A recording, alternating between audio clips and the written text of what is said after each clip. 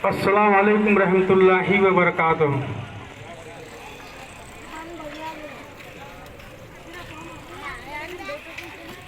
भारत प्यारा देश हमारा, सब देशों से निराला है, सब देशों से निराला है। भारत प्यारा देश हमारा, सब देशों से निराला है, सब देशों से निराला है। हर रुत हर एक मौसम इसका कैसा प्यारा प्यारा है, कैसा प्यारा प्यारा है। भारत प्यारा देश हमारा, सब देशों से निराला है, सब देशों से निराला है। कैसा प्यारा कैसा सुहाना, कैसा प्यारा देश हमारा, कैसा प्यारा देश हमारा। भारत प्यारा देश हमारा, सब देशों से निराला है, सब देशों से निराला है। कैसा सुहाना कैसा सुंदर प्यारा देश हमारा है, प्यारा देश हमारा है। दुख में सुख में हर हालत में भारत दिल का सहारा है, भारत दिल का सहारा है।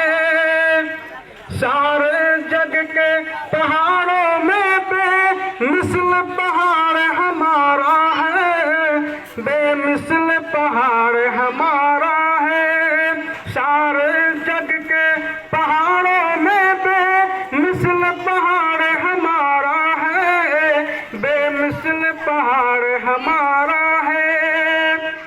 पर्वत सबसे ऊंचा है ये, पर्वत सबसे निराला है, ये पर्वत सबसे निराला है।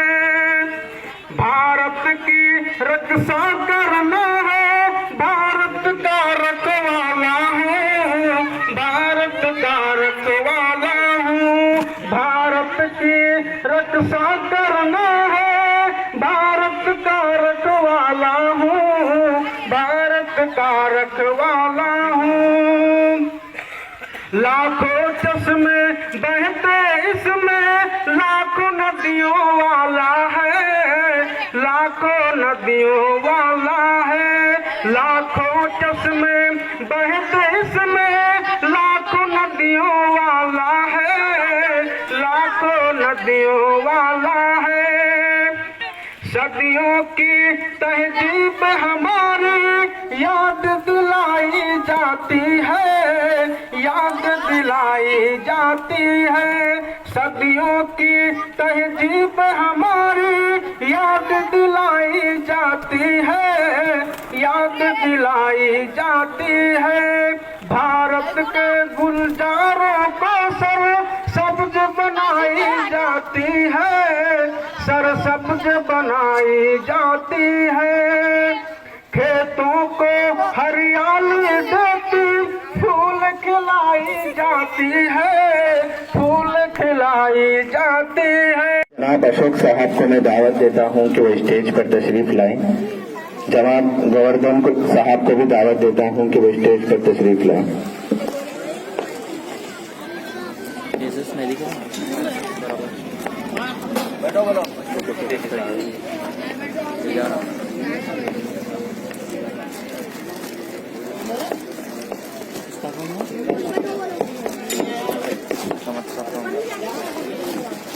हमारे दरमियान जनाब लिंगा स्वामी साहब तशरीफ लाए हैं, उनसे मैं गुजारिश करता हूं कि वे स्टेज पर तशरीफ लाएं।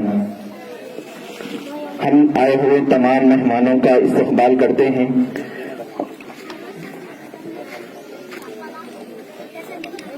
अब मैं सबसे पहले तकारीर के सिलसिले को शुरू करते हुए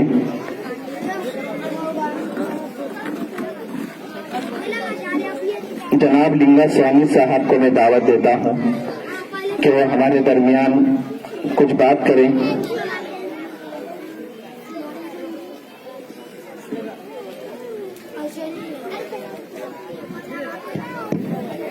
जनाब लिंगा स्वामी साहब को मैं दावत दे रहा हूं, वो हमसे मुखातब करेंगे, फरमाएंगे।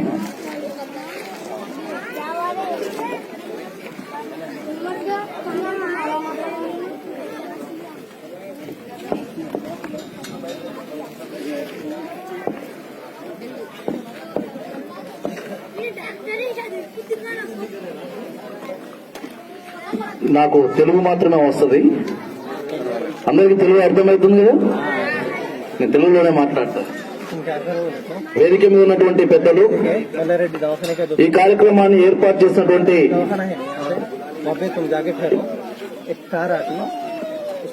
సలీం గారు, అదేవిధంగా వేదిక ముందు ఉన్నటువంటి పెద్దలందరికీ, అట్లాగే వేదిక ముందున్నటువంటి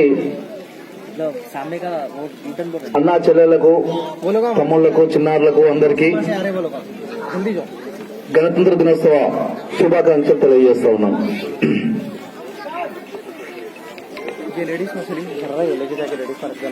మిత్రులారా, చిన్నప్పుడు స్కూల్లోకి వెళ్ళినప్పుడు చదువుకున్నా, భారతదేశం నా మాతృభూమి, భారతీయులందరూ నా సహోదరులు అని. India is my country, all Indians are my brothers or sisters. చిన్నప్పుడు ప్రతిజ్ఞ చేసినాం, భారతదేశం నా మాతృభూమి, భారతీయులందరూ నా సహోదరులని. దురదృష్టవశాత్తు ఇప్పుడు ఈ దేశంలో భారతీయులందరూ సహోదరులు కాదు అన్నటువంటి ఒక దుర్మార్గపు ఆలోచన ఈ దేశంలో ఆవహించుకుంటుంది. అది ఎన్ఆర్సీ సిఏఏ పేరుతోటి దేశంలో సోదరాభావంతో అన్నా చెల్లెల్లాగా, అక్క తమ్ముళ్లాగా కలిసినటువంటి హిందువులు, ముస్లింలు, క్రిస్తులు అందరి మధ్య వైషమ్యాన్ని సృష్టించడం కోసం, విభేదాలను సృష్టించడం కోసం దుర్మార్గమైన ఆలోచన చేస్తా ఉన్నారు. ఇలా భారత స్వతంత్ర పోరాటం నుండి ఇప్పటి వరకు చూసుకుంటే భారతదేశంలో భారత స్వతంత్ర ఉద్యమంలో అసువులు బాసినటువంటి ముస్లిం సోదరులు ఉన్నారు. ఈ మట్టిలో పుట్టినటువంటి వాళ్ళం, ఈ మట్టిలో పెరిగేటువంటి వాళ్ళం, ఈ గాలిని పీల్చున్న వాళ్ళం, చివరకు ఈ మట్టిలో కలిసిన వాళ్ళమే. మేము ఈ దేశస్తులమే, మేము పరాయి వాళ్ళము కాదు. ఈ భారతదేశంలో పుట్టిన వాళ్ళమందరం కూడా భారతీయులమే అనే విధంగా హిందువులు, ముస్లింలు, క్రైస్తవులు, దళితులు, మైనార్టీలు అందరూ కూడా ఈ దేశ పౌరులే అని నినదిస్తా ఉన్నాం. 70 ఏళ్ల తర్వాత ఈ రోజు దుర్మార్గమైన ఆలోచనతోటి, దుర్మార్గమైనటువంటి విధానాలతోటి ప్రజల మధ్య ఐక్యతను విచ్ఛిన్నం చేయడం కోసం ఇలాంటి విధానాలను తీసుకొచ్చారు. మనం చూసినాం, ఒకప్పుడు ఈ భారతదేశంలో పార్లమెంట్ లో ఎవరు కూర్చునే వాళ్ళంటే, బహుశా ఈ రోజు ఇక్కడ బాబాసాహెబ్ అంబేద్కర్ ఫోటో వేసి ఉంటే బాగుండేది. భారత రాజ్యాంగం సృష్టికర్త నిద్రలు మారి, ఆహారాన్ని మాని రాజ్యాంగాన్ని నిర్మించడం కోసం తన కుటుంబాన్ని, పిల్లల్ని, భార్యని అందరూ కూడా వదులుకొని ఈ దేశ ప్రజల కోసం తన జీవితాన్ని త్యాగం చేసినటువంటి బాబాసాహెబ్ అంబేద్కర్ ఫోటో ఉండుంటే బాగుండేది. ఈ రోజు వేదిక మీద ఇప్పటి వరకు ఈ భారతదేశ పార్లమెంట్ లో బాబాసాహెబ్ అంబేద్కర్ లాంటి సూట్ వేసుకున్నటువంటి, బూట్లు వేసుకున్నటువంటి చదువుకున్న మేధావులు పార్లమెంట్ లో కూర్చునే వాళ్ళు ఇప్పుడు సన్నాసులు రాజ్యమేలుతా ఉన్నారు. రుద్రాక్ష మాలలేసుకున్నటువంటి వాళ్ళు, కాషాయపు బట్టలేసుకున్నటువంటి వాళ్ళు, వాళ్లకు సంసారాల్లో, కుటుంబాల్లో పిల్లలు లేరు. అలాంటి వాళ్ళు భారతదేశాన్ని పరిపాలిస్తా ఉన్నారు. అలాంటి వాళ్లకు ఈ దేశం గురించి అర్థమయ్యే పరిస్థితి లేదు. నాన్న కూర్చోండమ్మా.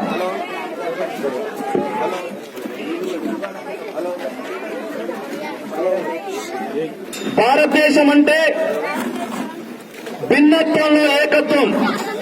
భారతదేశంలో వివిధ మతాల ప్రజలు, కులాల ప్రజలు, ఆహారపు అలవాట్లు, ఆచార వ్యవహారాలు, సాంప్రదాయాలు, కళలు అన్నిటికీ నిలయం భారతదేశం. కానీ ఇవన్నీ కాదట, ఒకే దేశం, ఒకే పన్ను. అందుకని జీఎస్టీ పట్టుకొచ్చింది. ఒకే దేశం, ఒకే భాష, మొత్తం ఈ దేశం హిందీయే మాట్లాడాలంటున్నారు. ఇప్పటికే తమిళనాడులో, కేరళలో ఉన్నటువంటి వాళ్ళు వ్యతిరేకిస్తా ఉన్నారు. తెలుగు వాళ్ళని కూడా వ్యతిరేకిస్తా ఉన్నాం. కానీ ఇంకో మాట చెప్తా ఉన్నారు, ఒకే దేశం ఒకే మతం అంట. ఈ దేశంలో ఒకే మతం ఉండాలట. ఈ దేశంలో వేరే మతస్థులు ఉండకూడదంట. ఇప్పటికే ఈ దేశంలో ముస్లింల మీద దాడులు చేస్తా ఉన్నారు, క్రిస్టియన్ల మీద దాడులు చేస్తా ఉన్నారు, కమ్యూనిస్టుల మీద దాడులు చేస్తా ఉన్నారు. ఈ 6 సంవత్సరాల కాలంలో చూడండి, ప్రశ్నిస్తే దేశద్రోహులు అంటా ఉన్నారు. ప్రశ్నించేవాడు దేశద్రోహి అట. నరేంద్ర దవల్కరే, కల్బుర్గి, గౌరీ లంకేష్, నరేంద్ర దవల్కర్ లాంటి మేధావులను ప్రశ్నించినందుకు ఈ దేశంలో RSS, BJP, Bajrang Dal, VHP, ABVP గూండాల గుంపు ఈ దేశంలో పడి మహిళల మీద దాడులు చేస్తా ఉన్నారు, మైనార్టీల మీద దాడులు చేస్తా ఉన్నారు, చర్చిల మీద దాడులు చేస్తా ఉన్నారు, మసీదుల మీద దాడులు చేస్తా ఉన్నారు. నిన్న పొద్దున మా ఇంటికి కాషాయం బట్టలేసుకొని వచ్చారు. అయ్యా, అయోధ్యలో రామాలయం కడుతున్నాం, చందాలు ఇవ్వండి అని వచ్చారు. నేను అడిగాను, రైతులు 59 రోజుల నుండి ఢిల్లీలో పోరాటం చేస్తూ ఉన్నారు. నరేంద్ర మోడీ తీసుకొచ్చినటువంటి వ్యవసాయ బిల్లులకు వ్యతిరేకంగా 59 రోజుల నుండి చల్లటి చలిలో ఢిల్లీలో 6 రహదారులు మొత్తం దిగ్బంధించి అక్కడ ఉన్నటువంటి హర్యానా, పంజాబ్, ఉత్తరప్రదేశ్ రైతులంతా పోరాటం చేస్తా ఉన్నారు. రైతుల గురించి పట్టించుకోరు, విద్యార్థుల గురించి పట్టించుకోరు, నిరుద్యోగుల గురించి పట్టించుకోరు, మహిళల గురించి పట్టించుకోరు. రాముడికి కష్టం వచ్చిందంటే గుడి కట్టాలంటే చందాలకు వచ్చారు. ఎంత దుర్మార్గం! ఈ దేశంలో రైతు కావాలా, రాముడు కావాలా తేల్చుకోవాల్సిన అవసరం వచ్చింది. ఇవాళ భారతదేశ స్వతంత్ర పోరాటం నుండి ఇప్పటి వరకు ఇవాళ ఒక గొప్ప రోజు. ఎప్పుడైనా ఢిల్లీలో ఎర్రకోటలో సైనికులు కవాతు నిర్వహించే వాళ్ళు జై జవాన్ జై కిసాన్ అనటం, ఇవాళ ఢిల్లీ నడిబొడ్డులో, ఢిల్లీ రాజధాని నడిబొడ్డులో ఒక పక్కన సైనికులు కవాతు నిర్వహిస్తే ఢిల్లీ 6 రహదారులు, ఢిల్లీ చివరి ప్రాంతాలు 2 లక్షల ట్రాక్టర్లతోటి రైతులు మహిళల మెరుగుడ ఢిల్లీని దిగ్బంధించేశారు. ఈ రోజు మొత్తం కవాతు నిర్వహించారు. ఇలా రైతాంగానికి మద్దతుగా అనేక రాష్ట్రాల్లో వస్తా ఉన్నారు. మొత్తానికి మనం ఆలోచన చేయాలి. భారతదేశంలో దుర్మార్గమైన రోజులు వచ్చినాయి.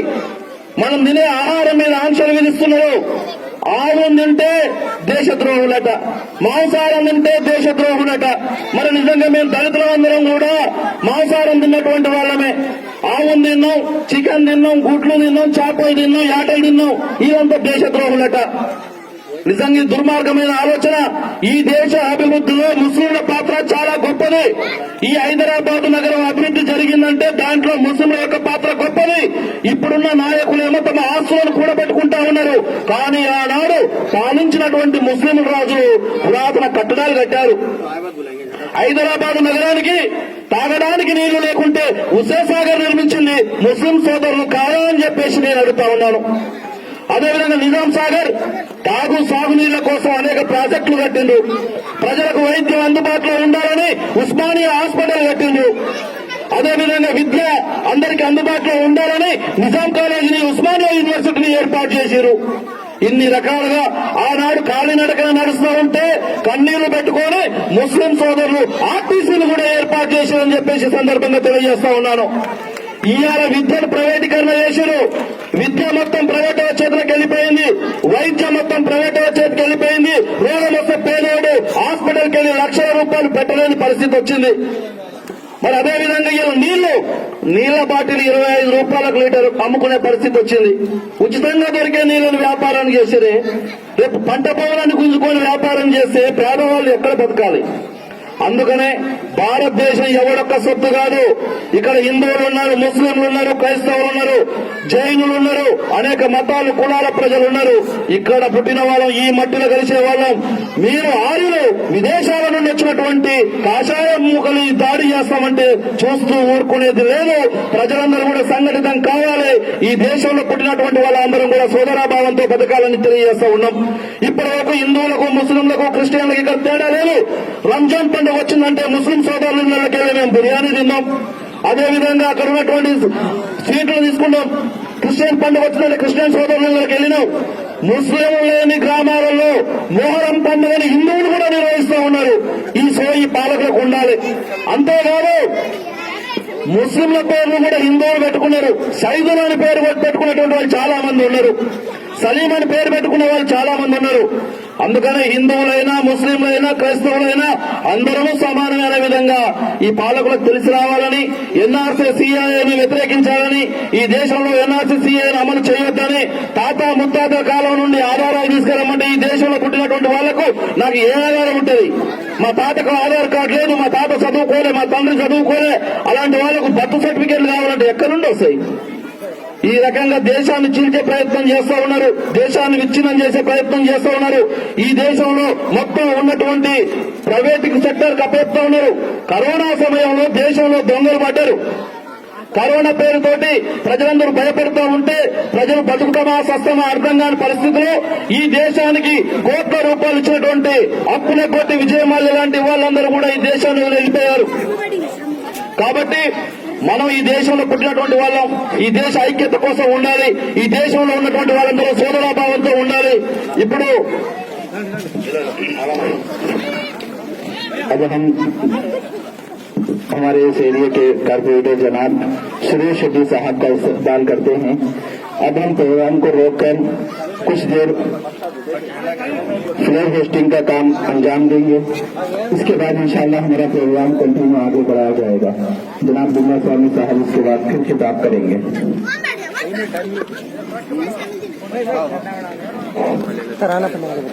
तमाम हजरात से गुजारिश है कि अपने अपनी जगहों पर तशरीफ रखें ताकि दिक्कत ना हो। प्रोग्राम के तराने पढ़ने वाले बच्चियां जो तालिबात हैं वो आगे रहें, तराने पढ़ने वाले लड़कियां आगे रहें।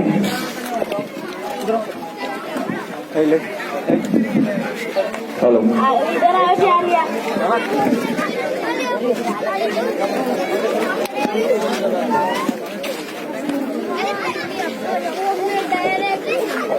वीडियो ऑन करो, सामने से ऐसा लेना, ऐसा नहीं लेना, ठीक है? पूरे आम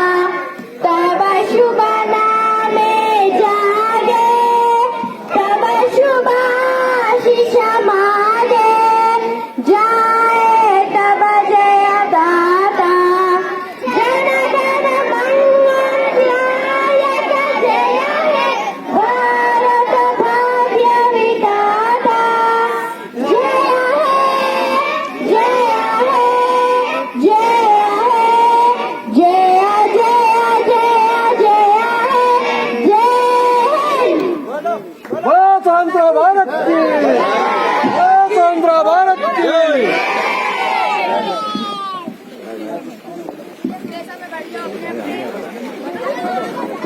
तमाम हजरात से गुजारिश है कि वो अपनी अपनी जगहों पर तशरीफ ले जाएं। अभी हमारा प्रोग्राम आगे होगा।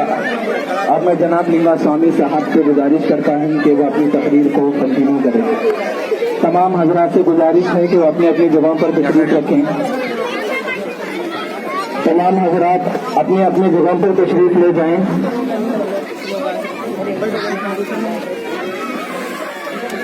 तमाम नौजवानों से मेरी गुजारिश है कि वो अपनी कुर्सियों पर तशरीफ रखें ताकि बेतरतीबी ना हो।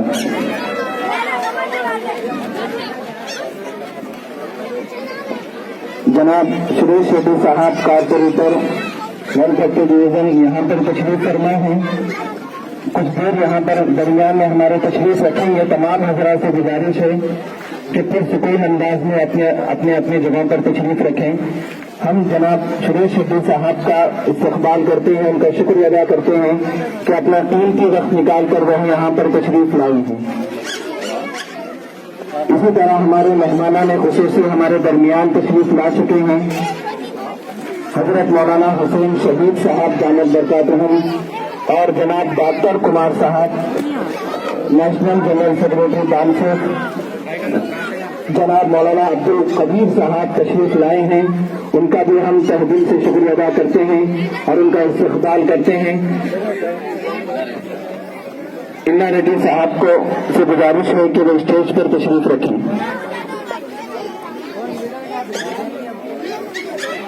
मैं तमाम मेंबराने ईदगाह से गुजारिश करता हूं कि वो स्टेज के लेफ्ट साइड में तशरीफ रखें और भी जो हमारे अहम मेहमान सामाइन में बैठे हुए हैं मैं उनसे माजरत खाही करता हूं। आप खुद देख रहे हैं कि स्टेज तंग दामनी का शिकवा कर रहा है। हर आदमी को हम यहाँ पर नहीं बिठा सकते, इसलिए मैं मददन माजरत खाही करता हूं हमारे उन मेहमानों से जो मजबूर होकर सामाइन में तशरीफ रखे हुए हैं। वो बुरा ना समझे, हम उनसे माजरत खाही करते हैं। स्टेज तंग दामनी का शिकवा कर रहा है, इसलिए वो अपनी अपनी जगह पर तशरीफ रखें।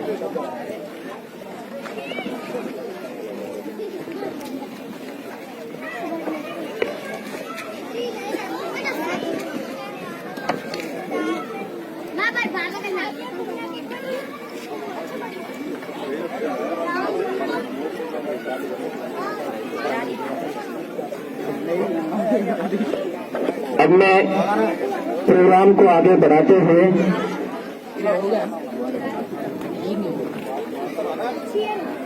हमारे इस प्रोग्राम के अजीम मुकर्रिर जनाब डॉक्टर कुमार साहब नेशनल जनरल सेक्रेटरी बामसेफ से मैं गुजारिश करता हूं कि वो हमारे सामने हमको मुखातब करें।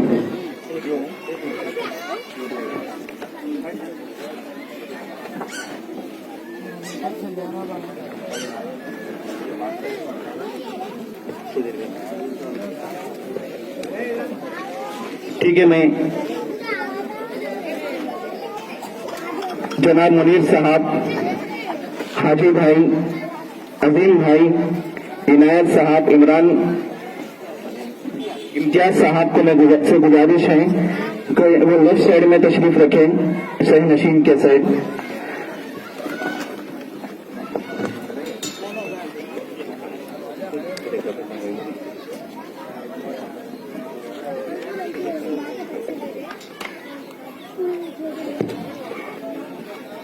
अभी हमको बहुत लंबा जो है हमारे मुखर्रिरीन से समाअत फरमाना है। डॉक्टर कुमार साहब शहर हैदराबाद से हमारी छोटी सी दावत पर लब्बैक कहते हुए आए। मौलाना हुसैन शहीद साहब अपनी 13 साली के बावजूद हमारे पास आज आए हैं, हम इनका तहे दिल से शुक्र अदा करते हैं। अब्दुल खदीर साहब अपनी 13 साली के बावजूद भी हमारे पास आए हैं, हम उनका भी तहे दिल से शुक्रिया अदा करते हैं। मुकर्रिरीन के बयान से पहले हमारे आए हुए मेहमानों के लिए हम गुलपोशी करना चाहते हैं। तो सबसे पहले मैं हमारे डिवीजन के कारपोरेटर साहब सुरेश रेड्डी साहब की गुलपोशी के लिए हमारे शहीद भाई से दरख्वास्त करता हूं कि वो जो है कारपोरेटर साहब की गुलपोशी फरमाए।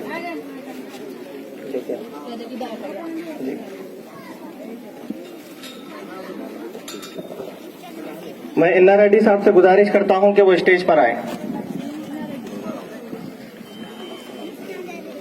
दुर्गा राव सर से भी गुजारिश करता हूं कि स्टेज पर तशरीफ लाए।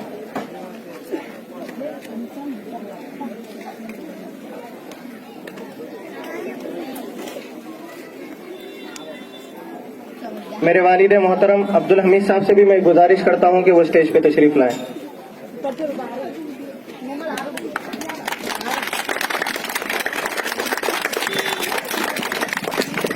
इसके बाद मैं डॉक्टर कुमार साहब की गुलपोशी के लिए सलीम भाई से दरख्वास्त करता हूं कि कुमार साहब की गुलपोशी फरमाएं। सलीम भाई जल्दी जल्दी।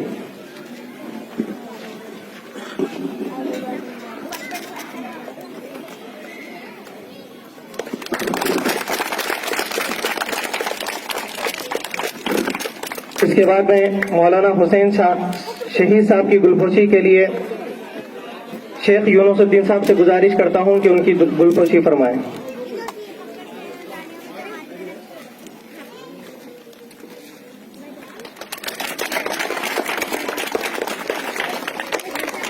हमारे अब्दुल कदीर साहब बड़ी शख्सियत है, इनकी भी शालपोशी के लिए मैं मौलाना अब्दुल वाहिद साहब से गुजारिश करता हूं कि वो उनकी शालपोशी फरमाएं।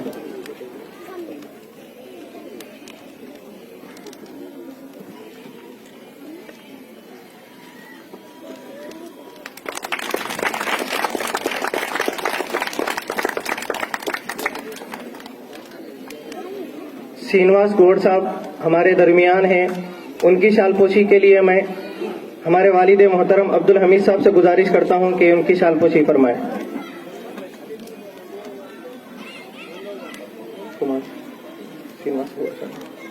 नारायण सर हमारे बीच में, नारायण साहब की गुलपोशी फरमाएं।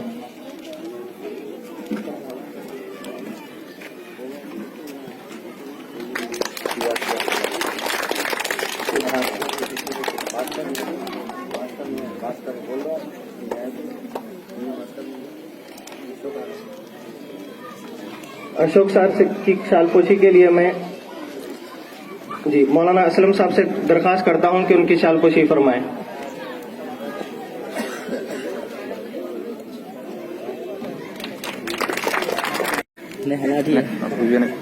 सेट कर ले सकते दिख रही है यहाँ पे। अब मैं इसके बाद हमारी मुअज़्ज़ज़ शख्सियत लिंगा सामी साहब जो हमारे बीच में बहुत देर से खिताब फरमा रहे थे, उनकी शालपोशी के लिए हमारे ईदगाह की कमेटी के मुनीर भाई से गुजारिश करता हूं कि उनकी शालपोशी फरमाएं।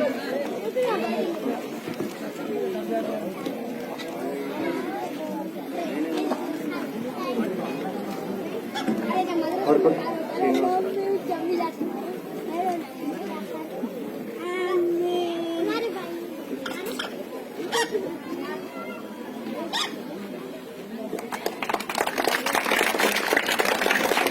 अब इसके बाद में यादगिरी अन्ना की गुलपोशी के लिए ख्वाजा साहब से गुजारिश करता हूं कि वो जो है यादगिरी साहब की शालपोशी फरमाएं।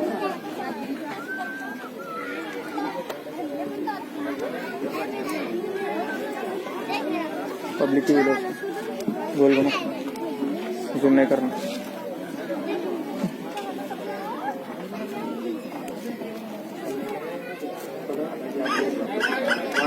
थोड़ा उधर जाके बच्चे आए जैसा, लेडीज आए जैसा, अपने आए जैसा ले जाके उधर ठहर के इधर ठहर।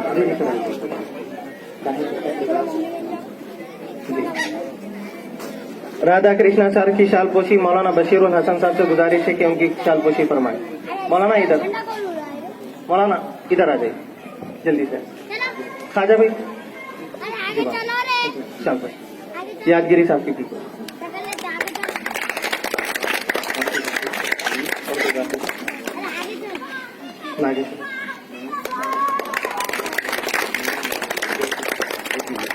गोपी सर की शालपोशी के लिए मैं हमारे वाहिद साहब से गुजारिश करता हूं कि उनकी शालपोशी फरमाएं। मौलाना अब्दुल वाहिद साहब।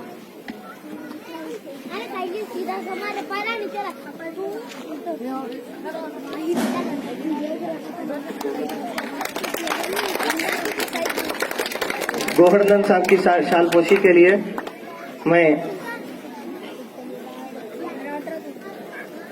ख्वाजा साहब से गुजारिश करता हूं कि उनकी शालपोशी फरमाएं।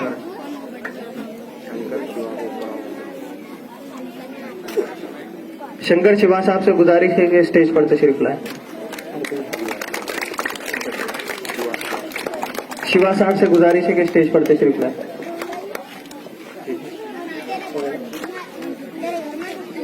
भास्कर साहब से गुजारिश है कि स्टेज पर तशरीफ लाएं।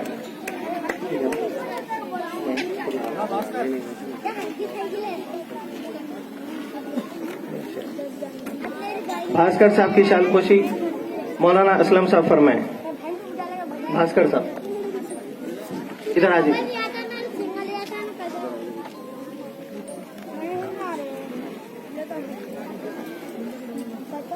मौलाना पानी दे लो।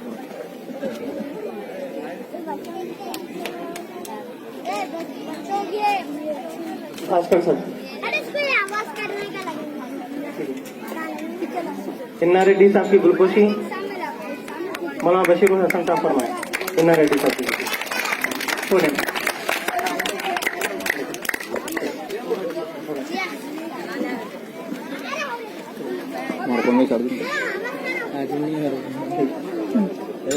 जज़ाकल्लाह खैर। मैं हमारे आने वाले मेहमानों का तहे दिल से शुक्रिया अदा करता हूं। अभी हमारे प्रोग्राम की शुरुआत है और हमारा ये प्रोग्राम रखने का असल मकसद ये है कि वैसे तो जो है 26 जनवरी के प्रोग्राम मुल्क भर में हर जगह पे होते हैं, लेकिन आज जिस तरीके से हमारे मुल्क के अंदर एक नफरत का माहौल बनाया जा रहा है, हमारी इतनी कुर्बानियों के बावजूद, इतनी मेहनतों के बावजूद ये मुल्क की जमीन हमारे लिए तंग होती जा रही है। कमजोर तबकों को दबाने की हजारों साजिशें और कोशिशें की जा रही है। जरूरत इस बात की है कि हम जो है बैठकर बातें साफ साफ सुने। और हमारे यहाँ पर जो मेहमान मुकर्रर आ रहे हैं, ये कोई मामूली हजरात नहीं है, बल्कि इनका आना हमारे लिए बड़ी खुशकिस्मती की बात है। इनका एक एक जुमला हमारे लिए काबिल नमूना और काबिल हिदायत है। जितने भी मुकर्रिरीन, जैसा कि डॉक्टर कुमार साहब है, मौलाना हुसैन शहीद साहब हैं, इनके बयानात को बगौर सुने और अपनी पिछली गलतियां जो हो रही है हमसे, मजहब के नाम पर हमारे दिलों के अंदर जो मजहबी मुनाफरत बैठ रही है, उसको खत्म करने की कोशिश करें और इन हजरात की बातों को सुनकर अपने महल्ले के अंदर, अपने खानदानों में, अपने इलाकों में आम करने की कोशिश करें।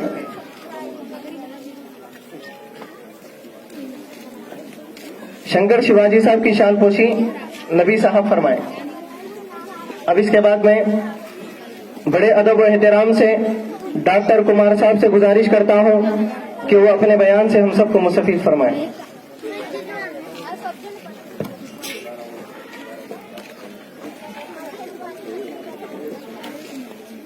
दुर्गारो साहब की शान पोशी सलीम भाई कर दो।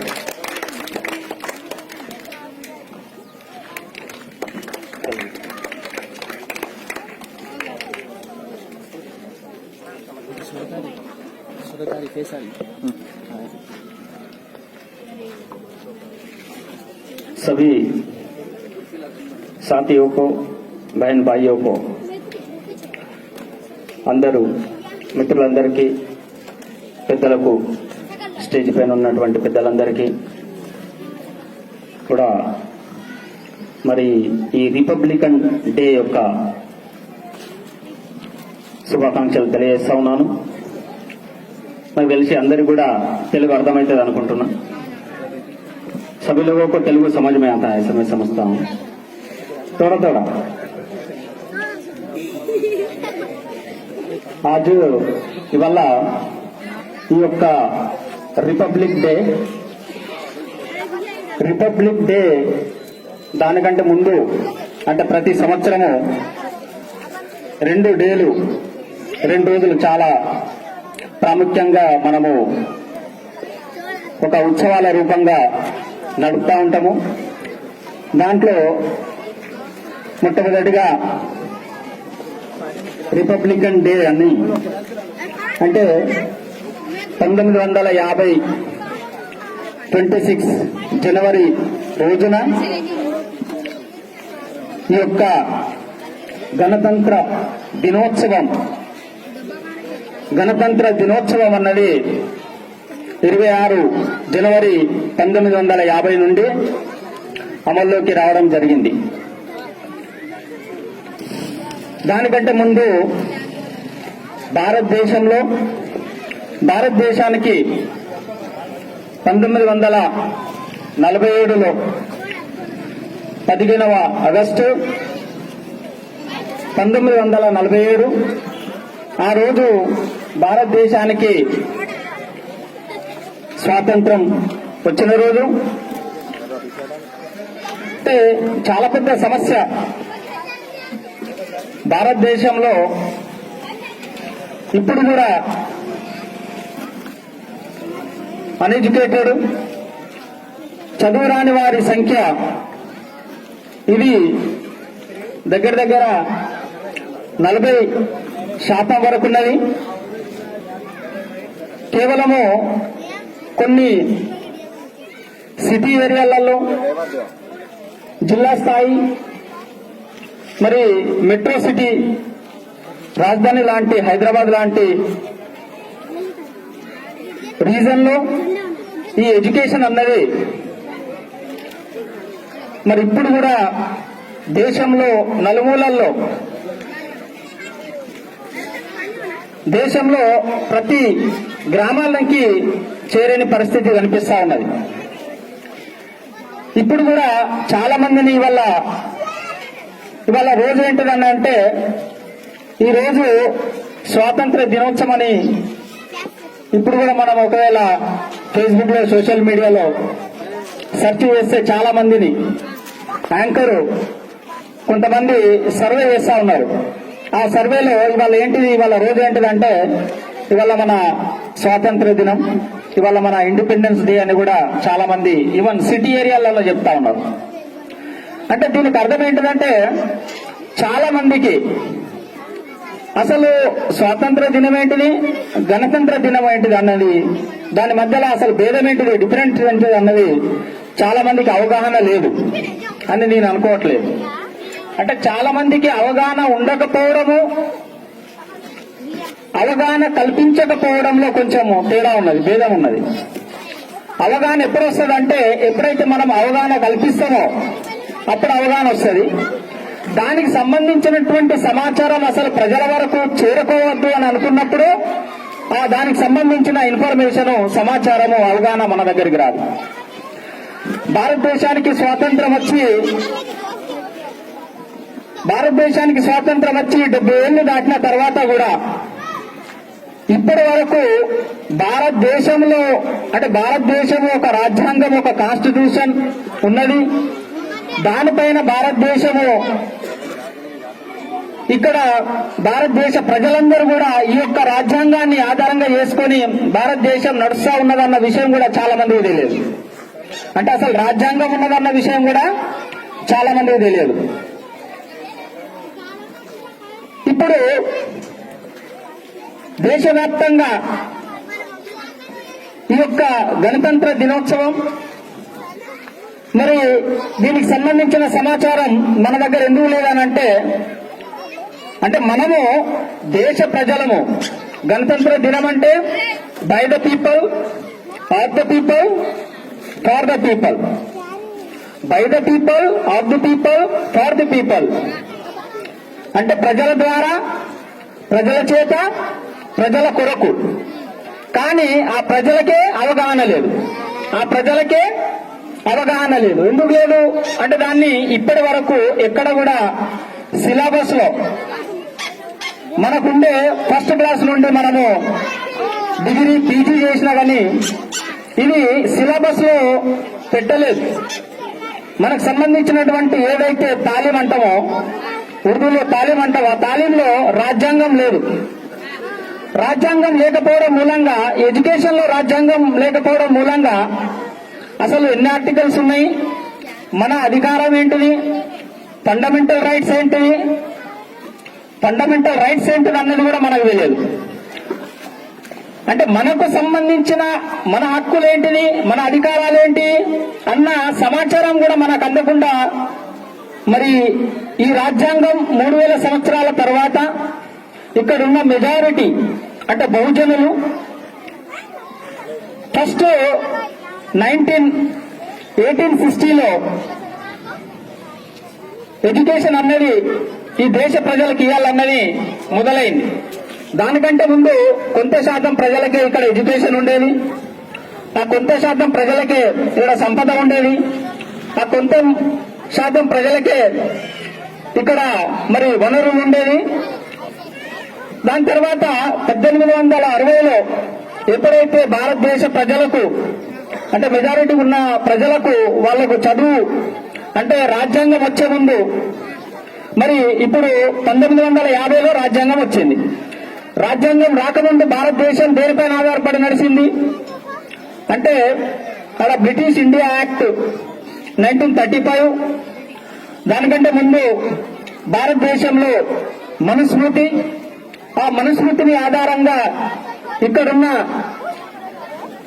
ఇప్పుడు ఎస్సీ, ఎస్టీ, బీసీ మైనారిటీస్ ఎవరైతే మనం అంటా ఉన్నామో అంటే వర్ణ వ్యవస్థలో ఎవరినైతే శూద్రులుగా వర్ణించారో వాళ్ళకి ఎలాంటి అధికారం లేకుండా అలాంటి మనుస్మృతిలో అది రాయడం జరిగింది. దాని మూలంగా ఇక్కడున్న ప్రజలకు ఎలాంటి హక్కుల అధికారాలు ఇప్పటి వరకు లేవు. అయితే మొట్టమొదటిగా 1950లో ఈ రాజ్యాంగం వచ్చిన తర్వాత ఆ మనుస్మృతన్నది లేకపోతే దానికంటే ముందున్నటువంటి కాన్స్టిట్యూషన్ అది నిలిచేసి దాని తర్వాత ఈ రాజ్యాంగాన్ని పొందుపరిచిన తర్వాత దాంట్లో ఈక్వాలిటీ, ఫ్రెటర్నిటీ, జస్టిస్, ఫ్రీడమ్ అన్నది ప్రియంబల్ of the constitution. ప్రియంబల్ of the constitution అంటే చాలా మందికి అసలు రాజ్యాంగం పట్ల అవగాహన ఉండకపోవడం, అవగాహన ఉన్న ఇప్పుడు చాలా మంది లాయర్స్ కు అంటే ఎడ్యుకేటెడ్ లాయర్స్ కూడా రాజ్యాంగం పట్ల వాళ్ళు ఏదో వాళ్ళకి సంబంధించిన సెక్షన్ మాత్రమే, ఆర్టికల్స్ మాత్రమే చదవడం జరుగుతుంది. కానీ చాలా వరకు వాళ్ళకు సంబంధించినటువంటి సమాచారం అందజేయరు. ఇవాళ మహారాష్ట్ర గవర్నమెంట్ సిలబస్ లో రాజ్యాంగాన్ని పొందుపరిచింది. మహారాష్ట్ర గవర్నమెంట్, శివసేన గవర్నమెంట్ మరి ప్రజలందరూ కూడా రాజ్యాంగం తెలిసి ఉండాలి. అంటే నా అధికారాలు ఏంటి, నా హక్కులు ఏంటిది నాకే తెలియకపోతే నేను ఏమని గవర్నమెంట్ దగ్గర డిమాండ్ చేస్తా, నేను దేని కొరకు పోరాటం చేస్తా? ఈ రకమైనటువంటి మరి మనకు దానికి సంబంధించిన సమాచారం ఉండకపోవడం అన్నది చాలా మరి బాధాకరమైన విషయం.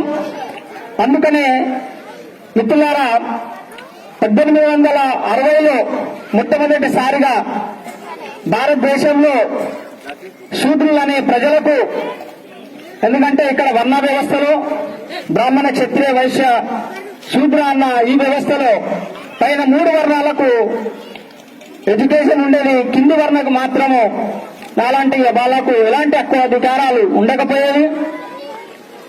అలాంటి ప్రజలకు హక్కు అధికారాలు ఇవ్వడానికి 1860లో లార్డ్ మెకాలే కమిషన్ వేసి ఆ కమిషన్ ద్వారా మొట్టమొదటిసారిగా ఇక్కడున్న ప్రజలకు తాలీం అన్నది, ఎడ్యుకేషన్ అన్నది ఇవ్వడం జరిగింది. దాని తర్వాత ఇక్కడ మొట్టమొదటిసారిగా భారతదేశంలో ఒకటి ముంబై, ఒకటి కలకత్తా, ఒకటి చెన్నైలో యూనివర్సిటీస్ ఏర్పాటు చేయడం జరిగింది. ఆ యూనివర్సిటీలలో ఇక్కడ ఉన్నటువంటి మెజారిటీ ఆఫ్ ద ప్రజలకు దాంట్లో ఎడ్యుకేషన్ ఇవ్వడం జరిగింది. అంటే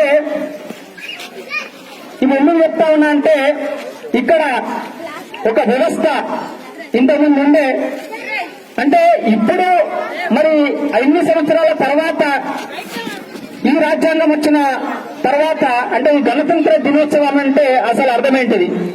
గణతంత్రం అంటే అర్థమేంటిది? స్వాతంత్రానికి గణతంత్రానికి ఉన్నటువంటి భేదం ఏంటిది? గణతంత్ర దినోత్సవం అంటే మనకు భారత రాజ్యాంగం రాసిన తర్వాత బాబాసాహెబ్ అంబేద్కర్ ఒకటి చెప్పిండు. ఏమన్నాడంటే పొలిటికలీ మనకు ఈక్వాలిటీ వచ్చింది, సమానత్వం వచ్చింది. అంటే రాణి ఓటు, మిగతా రాణి ఓటుకు ఒకటే వాల్యూ. రాణి ఓటుకు, మిగతా రాణి ఓటుకు ఒకటే value. 1 man 1 vote, 1 vote 1 value. అంటే రాజకీయ సమానత్వం వచ్చింది, కానీ సామాజిక సోషల్ ఈక్వాలిటీ, ఎకనామికల్ ఈక్వాలిటీ ఎప్పటి వరకైతే రాదో భారతదేశంలో ఒక సమసమాజాన్ని నిర్మించడం కష్టమని చెప్పిండు. దాంట్లో భాగంగానే political equality 1 man 1 vote 1 vote 1 value అని. అంటే అంబానీకి ఒకటే ఓటు, అంబానీ దగ్గర లక్షలాది కోట్లున్నాయని, అంబానీ దగ్గర లక్షలాది కోట్లున్నాయని ఆయనకు 10 ఓట్లు 1000 ఓట్లు ఉండవు. అంబానీకి ఒకటే ఓటు, పని చేసుకునే పేదవానికి కూడా ఒకటే ఓటు. ఇది భారత రాజ్యాంగం ద్వారా మనకి ఇవ్వబడినటువంటి ఒక రైటు. అదేవిధంగా పొలిటికల్ ఈక్వాలిటీతో పాటు సోషల్ అండ్ ఎకనామికల్ ఈక్వాలిటీ ఎప్పుడైతే భారతదేశంలో స్థాపించామో అప్పటి వరకు భారతదేశంలో సమసమాజాన్ని మనము నిర్మించలేమన్న విషయాన్ని తను చెప్పడం జరిగింది.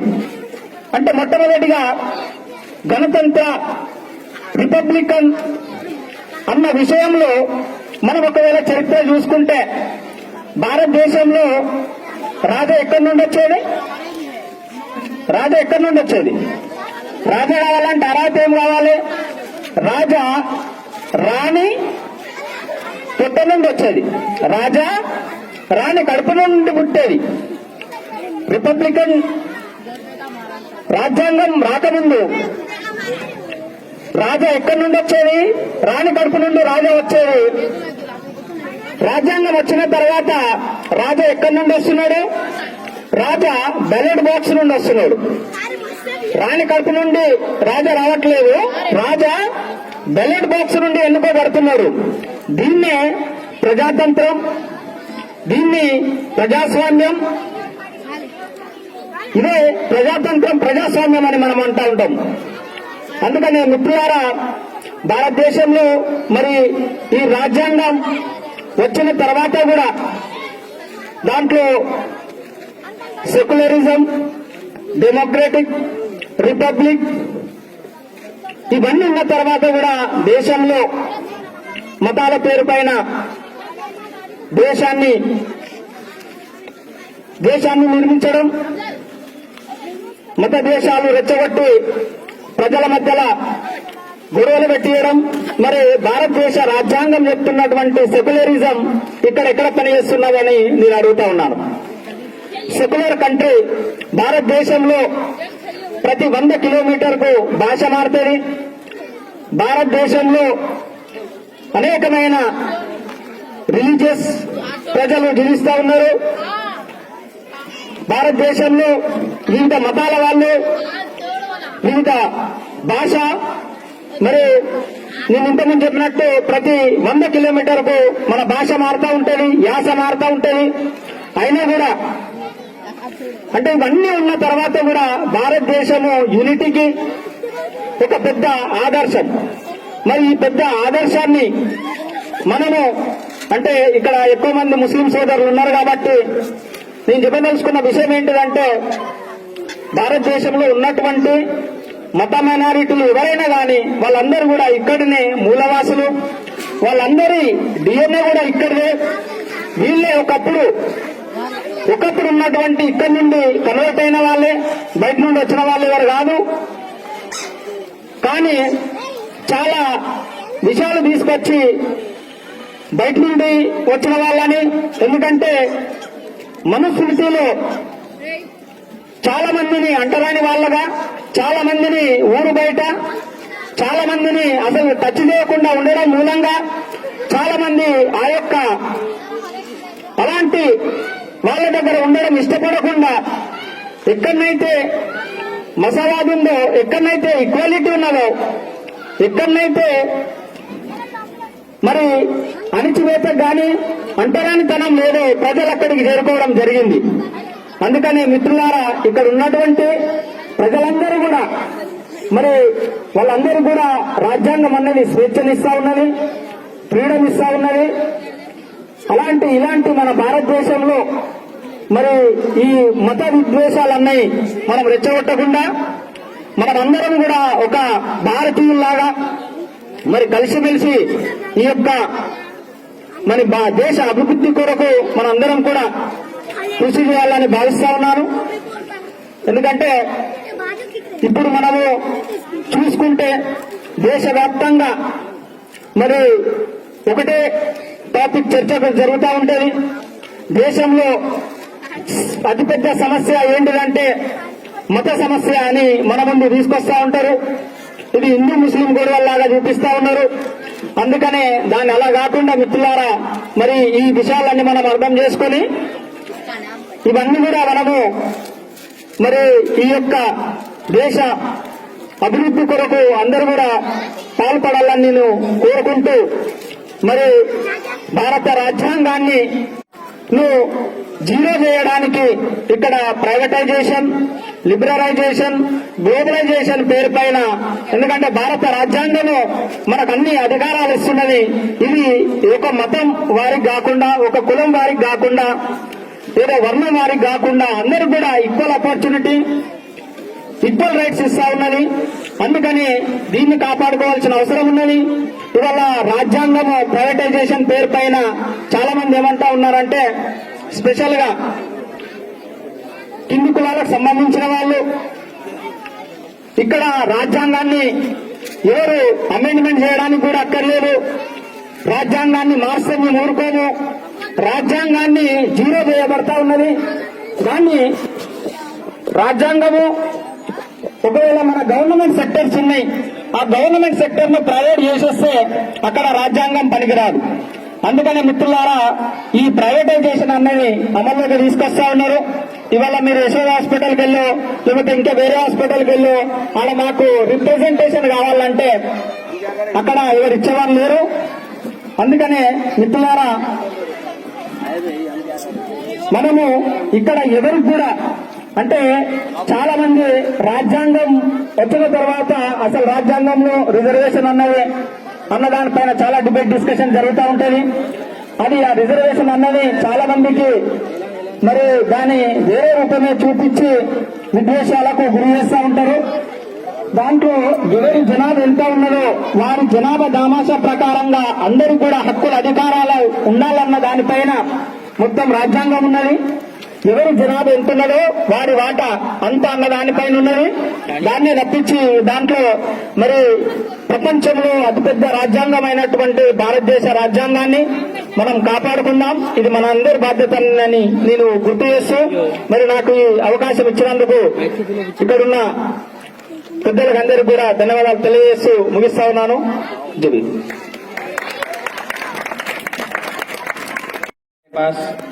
और दो मुखर्रीन को सुनना है। कबल इसके के हमारे कारपोरेटर सर हमारे बीच में है, उनका बहुत ज्यादा कीमती वक्त है, इसलिए जो है हम हमारे मकामी जो हजरात है उनके लिए सिर्फ 2 मिनट का टाइम दे रहे हैं। हमारे पास वक्त की बहुत कमी है, हम सबसे जो है माजरत खा हैं। अब इसके बाद में सिर्फ 2 मिनट की स्पीच के लिए यादगिरी साहब से गुजारिश करता हूं कि 2 मिनट में अपनी बात को मुकम्मल फरमाएं।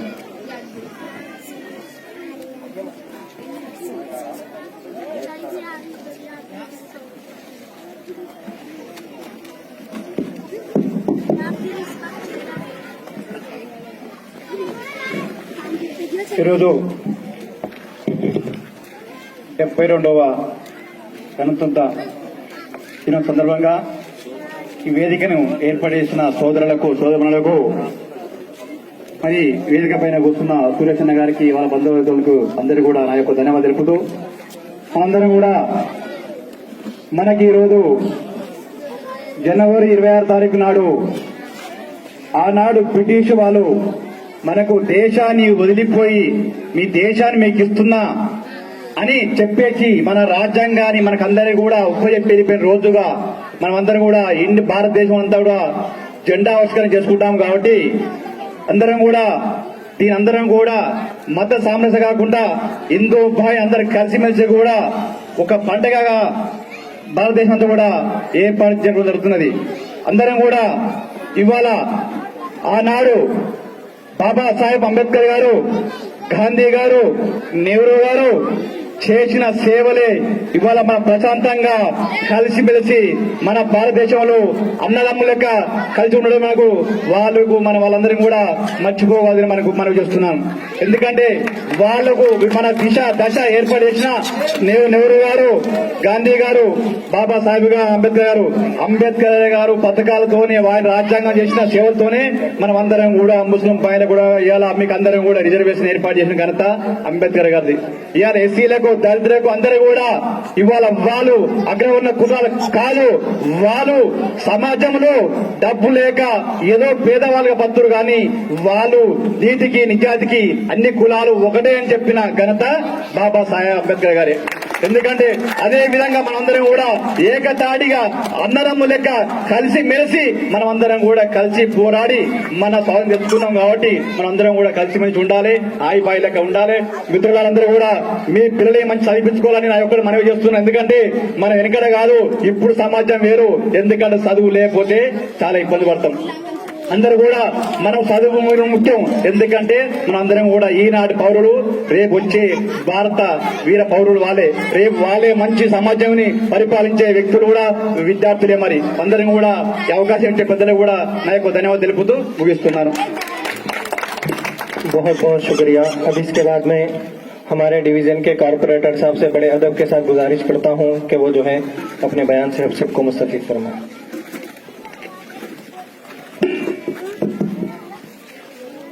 वालेकुम।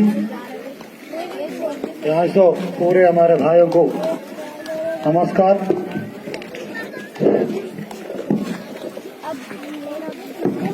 నమస్కారం। మరి ఈరోజు మనం ఈ యొక్క రిపబ్లిక్ డే సందర్భంగా మనందరం ఈరోజు ఇక్కడ కలుసుకొని ఈ రకంగా మీటింగ్ ఏర్పాటు చేసుకోవడం చాలా సంతోషకరం। మరి ఇప్పటిదాకా పెద్దలందరూ కూడా మన రిపబ్లిక్ డే గురించి అదేవిధంగా ఇండిపెండెన్స్ డే గురించి కూడా చెప్పడం జరిగింది। మరి ఆ రోజుల్లో మహాత్ములు ఎంతో మంది పోరాడి మనకు స్వతంత్రం తీసుకొని వచ్చారు। దాని తర్వాత పెద్దలు మన అంబేద్కర్ గారు మన రాజ్యాంగాన్ని మరి మనకు తయారు చేసి ఇచ్చిన రోజు ఈ రోజు। మరి ఈ రోజు దాకా కూడా ఏదైతే మన అంబేద్కర్ గారు రాజ్యాంగాన్ని తయారు చేశారో ఆ రాజ్యాంగం మీదే మన వ్యవస్థ అంతా కూడా నడుస్తుందని చెప్పి కూడా మీ అందరికీ తెలియజేస్తా ఉన్నాం। నేను మీ అందరికీ చెప్పేది ఒకటే, మరి ఆ రోజుల్లో ఎంతో మంది మహానుభావులు వాళ్ళ ప్రాణ త్యాగం చేసి మనకి ఒక స్వతంత్రాన్ని తీసుకొచ్చడం జరిగింది। మరి ఈ రోజు మనం ప్రాణ త్యాగం చేయవలసిన అవసరం లేదు। మనందరం ముందుకొచ్చి మన బస్తీని కాపాడుకొని డెవలప్ చేసే పరిస్థితి మనది అని చెప్పి కూడా తెలియజేస్తా ఉన్నాం। ఆ రోజున పెద్దలు మనకు స్వతంత్రం ఇచ్చారు, దేశాన్ని మనకు అప్పచెప్పారు। అంటే దేశాన్ని వాళ్ళు అప్పచెప్పారు కదా అని మనం వదిలిపెట్టి కూర్చుంటే కాదు, మన బస్తీని మనం డెవలప్ చేసుకోవాలి। మన బస్తీని మనం డెవలప్ చేసుకున్నప్పుడు మన బస్తీతో పాటు మన డివిజన్ డెవలప్ అవుతుంది, మన డివిజన్ తో పాటు మన నియోజకవర్గం డెవలప్ అవుతుంది, నియోజకవర్గంతో పాటు రాష్ట్రం డెవలప్ అవుతుంది। కాబట్టి అందరం కూడా చిన్నప్పటి నుంచి అన్ని రకాల డెవలప్మెంట్ చేసుకుంటా వస్తేనే మన దేశం బాగుపడుతుంది। కాబట్టి మనము అంత పెద్ద పోరాటాలు అవసరం లేదు, మన బస్తీని మనం డెవలప్ చేసుకుంటా పోరాటం చేయాలని చెప్పి కూడా మీ అందరికీ తెలియజేస్తా ఉన్నా। పోరాటం అంటే మనం ఏదో తుపాకులు పట్టుకొని కర్రలు పట్టుకొని బయటికి వెళ్ళాలంటే మన ఇంటి ముందు మనం నీట్ గా పెట్టుకోవాలి, మన పిల్లలను మనం బాగా చదివించుకోవాలి। ఈ రోజు డెవలప్మెంట్ అంటే ఏం డెవలప్మెంట్? ఏదో కార్పొరేటర్ వచ్చాడు, ఎమ్మెల్యే వచ్చాడు, రోడ్ వేశాడు, స్ట్రీట్ లైట్లు వేశాడు, మోరీలు వేశాడు, అది డెవలప్మెంట్ కాదు। మన ఇంట్లో ఎప్పుడైతే మన పిల్లవాడు మంచిగా చదువుకొని ఒక ఇంజనీరో, ఒక డాక్టరో, ఒక పోలీస్ ఇన్స్పెక్టర్ అయినప్పుడే మనం డెవలప్మెంట్ అయినట్టు లెక్క అని కూడా అందరూ తెలియజేస్తున్నా। ఈ రోడ్ వేస్తా ఉంటాం, పోతా ఉంటాయి, నేనుంటాను 5 సంవత్సరాలు రోడ్డు వద్ద ఇంకో లీడర్ వచ్చి వేపిస్తాడు, అది కాదు। మన ఇంట్లో పిల్లోడు బాగా చదువుకొని బాగుపడి మంచి ఆఫీసర్ అయితే ఆర్థికంగా మనం కూడా పెరుగుతాం। ఆర్థికంగా మనం పెరిగామంటే మన బస్తీని మనం డెవలప్ చేసుకున్నట్టే, అదొకటి మనం పిల్లలు నేర్పాలి। అదేవిధంగా మనం ఇంట్లో భార్యాభర్తలు మాట్లాడుకునేటప్పుడు కానివ్వండి, ఇంకోటి కానివ్వండి, మనం కొన్ని పద్ధతులతో మాట్లాడుకోవాలి। మనం ఇంత పద్ధతితో మాట్లాడితే మన పిల్లలు మనం మాట్లాడిన వాళ్ళు నేర్చుకుంటారు। ఇంట్లో నీట్నెస్ మనం ఏం చేస్తాం, వెళ్తా ఇట్లా కవర్ పట్టుకొని వెళ్తాం, అలా వేసుకుంటూ వెళ్ళిపోతాం। మనం అదే పని చేస్తాం, మనం చూసి పిల్లలు అదే పని చేస్తారు, ఆ రకంగా పిల్లలు పాడైపోతారు, బస్సు కూడా పాడైపోతారు। కాబట్టి మేము అందరినీ కోరేది ఒకటే, ఫస్ట్ ఇల్లు చక్క పెట్టుకోవాలి, తర్వాత బస్తీ చక్క పెట్టుకుంటే అలా అందరూ ఏ బస్తీగా బస్తీ బాగు చేసుకోవాలి, నీట్ గా ఉండాలని చెప్పి మనందరం ముందుకొస్తే మన బస్తీలన్నీ కూడా బాగుపడతాయని చెప్పి కూడా తెలియజేస్తూ, మరి మీరు చాలాసేపు నుంచి కూర్చున్నారు, ఎండ కొడతా ఉంది, మీకు కూడా ఆకలి అవుతున్నట్టు కూడా అనిపిస్తుంది ముఖాలలో। కాబట్టి నేను 2 నిమిషాలు పూర్తి చేస్తా। మరి మొన్న ఎలక్షన్స్ లో కూడా మరి మీరందరూ కూడా నన్ను దీవించి అత్యధిక మెజారిటీతోని నన్ను గెలిపించిన సంగతి మీ అందరికీ తెలిసిందే। ఈ గెలుపు నాది కాదు మీదని చెప్పి కూడా మీ అందరికీ తెలియజేస్తూ, మరి ఎలక్షన్స్ ముందు నేను వచ్చి చెప్పడం జరిగింది, ఈ బస్తీలో నేను ఏమేం చేస్తానో అవన్నీ కూడా పూర్తి చేస్తా। మళ్ళీ ఒక రోజు ఈ రిపబ్లిక్ లో నేను చేస్తాను, మళ్ళీ ఒకసారి మీకు గుర్తు చేయాలి కాబట్టి మరి ఈ రోజు కమిటీ ముందు కూడా నేను మీకు గుర్తు చేస్తా ఉన్నా। మరి ఆ రోజు మనం వచ్చినప్పుడు ఎంత పాదయాత్ర అయితే అనుకున్నాం, ఈ యొక్క రోడ్లన్నీ కూడా కంప్లీట్ చేస్తామని చెప్పినాం। రేపు లేకుండా ఎల్లుండో జేసీపీ వస్తుంది, పని స్టార్ట్ అవుతాయి, ఈ రోడ్లు కానివ్వండి అండర్ కానివ్వండి। దాని తర్వాత ఇంకోటి పెద్ద ఇష్యూ, ఇక రాత్రి మాకు అంతా కూడా కొంచెం మంది పిల్లలు వచ్చి కూర్చుంటారని చెప్పి చూడండి। ఈ యొక్క కెమెరాల గురించి కూడా మనం మాట్లాడడం 100% ఒక నెల లోపల ఈ కెమెరాలు కూడా మనం ఏర్పాటు చేద్దామని చెప్పి కూడా మీకు తెలియజేద్దామా। అదేవిధంగా మరి ఈద్గా కాంపౌండ్ వాళ్ళు కూడా అడగడం జరిగింది, ఈ ఈద్గా కాంపౌండ్ వాళ్ళ గురించి కూడా నేను ఎమ్మెల్యే గారికి చెప్తాం జరిగింది। ఎమ్మెల్యే గారు కూడా కొంచెం ఈ మార్చ్ బడ్జెట్ ఎన్నికలు రాగానే పెడతామని చెప్పారు. ఈ మార్చి బడ్జెట్ లోపల కంపల్సరీ ఒక ఈద్గా ఈ కాంపౌండ్ వాళ్ళు పెట్టిస్తాం. అవసరం అయితే మన బస్సు నుంచి కూడా కొంచెం మెయిన్ వాళ్ళు కూడా వెళ్ళి మళ్ళీ ఒకసారి ఎమ్మెల్యే గారిని కలిసి దీన్ని పక్కాగా దీనికి ఈద్గా కాంపౌండ్ వాళ్ళు చేసుకునే ప్రయత్నం కూడా చేద్దామని చెప్పి కూడా తెలియజేస్తూ మరి ఈ రోజు ఇక్కడ పిలిచి మిమ్మల్ని కలిసి అవకాశం కల్పించిన కమిటీ వారికి మీ అందరికీ కూడా నాకు ఉదయపూర్వక నమస్కారాలు తెలియజేస్తాం. థ్యాంక్ ये लास्ट का बहुत बहुत शुक्रिया। क्या बोला लास्ट अब इसके बाद में पूरा एकदम हो गया शहर हैदराबाद की एक अजीम शख्सियत एक इंसान दूसरे इंसान के लिए सहारा बनेगा, मददगार बनेगा। किसी पर जुल्म अगर हो रहा है तो जुल्म से बचाने के लिए एक भाई दूसरे भाई की मदद करेगा। यह मुल्क, ये वतन जहां पर हम पैदा हुए हैं, इससे हमारी मोहब्बत हमारे रगों में बहने वाले खून में मौजूद है। हम अपने वतन से मोहब्बत करते हैं और हिस्ट्री में है कि इस वतन के लिए हमने, हमारे बड़ों ने, हमारे पुरखों ने अपनी जान कुर्बान कर दी इस मुल्क के लिए, इस वतन के लिए। और आज 72 साल हो गए बाबा साहब अंबेडकर का लिखा हुआ संविधान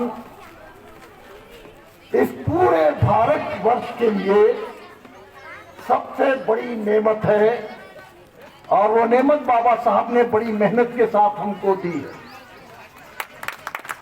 वो उसका मतलब ये था कि इस मुल्क की सॉलिडेरिटी, इस मुल्क को एक ताकत बनाया जाए, इस मुल्क का निर्माण हो। भारत के निर्माण के लिए बाबा साहब का लिखा हुआ संविधान सब इस बात की जमानत दे सकता है कि भारत का अगर निर्माण करना है तो बाबा साहब के लिखे हुए संविधान को सामने रखना है। अगर बाबा साहब के लिखे हुए संविधान को कोई सामने नहीं रखता तो भारत का निर्माण नहीं कर सकता। भारत का निर्माण करने के लिए जबान से बोलने की जरूरत नहीं है, बल्कि अमल करने की जरूरत है। इस मुल्क में दो विचारधारा है। एक विचारधारा बाबा साहब ने दिया था कि अगर तुम भारत का निर्माण करना चाहते हो तो इस संविधान को सामने रखकर जिंदगी गुजारो और ऐसी जिंदगी गुजारो कि ऑल आर इक्वल, तमाम लोग बराबर हैं। और जो हजरात यहाँ पर मौजूद है मुसलमान, मैं उनको तो कहूंगा कि आपका सबसे बुनियादी कलेमा क्या है? पूरे अर्थ पर बसने वाले जितने इंसान है वो सब एक माँ और बाप की औलाद, आदम की औलाद है। और आप जानते हैं कि आदम पूरे अर्थ में कौन सी सरजमीन पर आए थे? पहला मनुष्य वर्ल्ड में अगर आया तो कहां पर आया? इंडिया की सरजमीन पर आया। यह हिस्ट्री है। पहला मनुष्य जो आया इंडिया की, भारत की सरजमीन पर आया था और पूरी दुनिया में जो इंसान फैले वो उसकी औलाद है। चाहे वो काला हो या गोरा, अमीर हो या गरीब, आला हो या अदना, वो इंग्लिश बोलने वाला हो या हिंदी बोलने वाला हो, वो तेलुगु बोलने वाला हो या कन्नड़ी बोलने वाला हो, वो मराठी बोलने वाला हो या मलयालम बोलने वाला हो, वो तमिल बोलने वाला हो या उड़िया बोलने वाला हो, पंजाबी बोलने वाला हो या कोई भी जबान बोलने वाला, पूरे दुनिया में हमारा जो मुल्क है एक ऐसा गुलदस्ता है जिसमें रहने वाले 250 से ज्यादा बोलियां बोलते हैं। हर 50 मील के बाद इस मुल्क में आप जाएंगे, सफर करेंगे तो वहां पर बोली तब्दील हो जाती है। हर 100 मील के बाद यहाँ पर लैंग्वेज, जबान चेंज हो जाती है। अगर बोली और जबान की बुनियाद पर अगर इंसान में भेदभाव पैदा किया जाए तो इस मुल्क के 250 टुकड़े हो जाएंगे। जबान की बुनियाद पर अगर इस मुल्क को डिवाइड किया जाए, डिस्ट्रीब्यूट किया जाए तो इस मुल्क में 24 से ज्यादा नफरत की दीवारें खड़े होंगे। अगर इस मुल्क की सॉलिडेरिटी, इस मुल्क की एकजुटती, इस मुल्क की इंटीग्रिटी, इसको अगर कायम करना है तो हर जबान बोलने वाला एक ही बात कहेगा, हम भारतीय, भारत माँ के भारतवासी, हम भारतीय, भारत माँ के भारतवासी।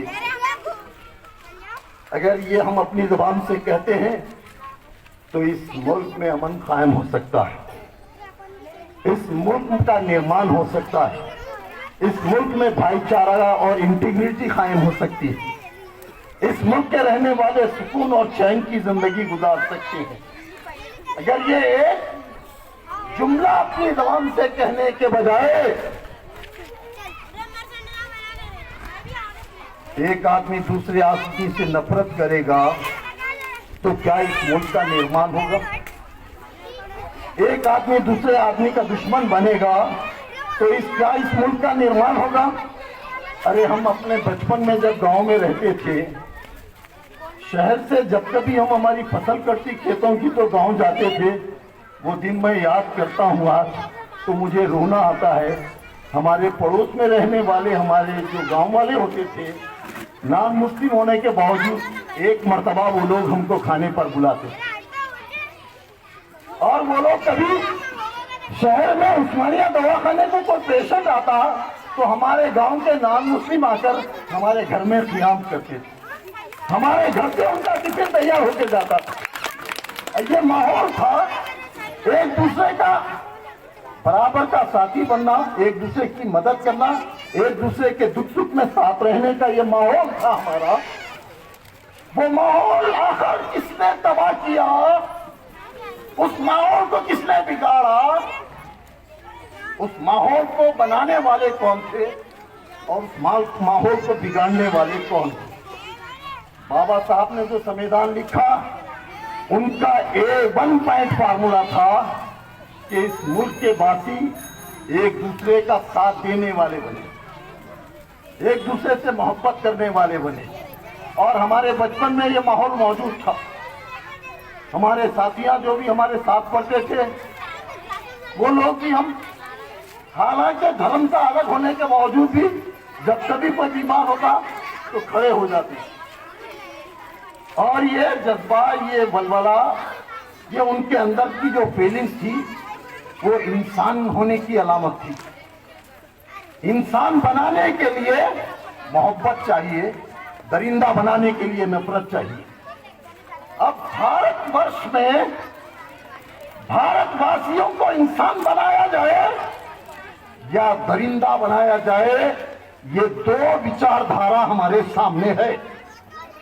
अब किस विचारधारा को हम कबूल करना चाहिए? हम इंसान बनना चाहिए या दरिंदा बनना चाहिए? एक विचारधारा है जो इंसान को दरिंदा, कातिल, लुटेरा बनाना चाहती है।